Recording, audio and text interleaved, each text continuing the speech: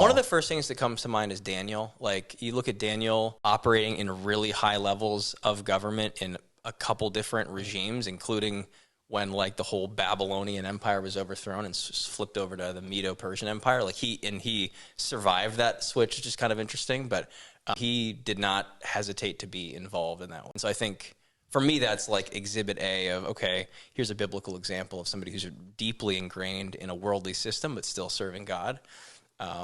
But I also think that the U.S., well, democracy in general is kind of, it's hard to just like shove a strictly biblical paradigm on top of democracy, because you didn't really have a lot of democracies going on in the Bible. And so when you all of a sudden are in a society where you've got a seat at the table in terms of deciding who your leaders are, that's different than a theocracy like Israel or, you know, the monarchies or whatever that you see in the Bible. It's hard to paint with a really broad brush and say, well, we just can't be a part of that process.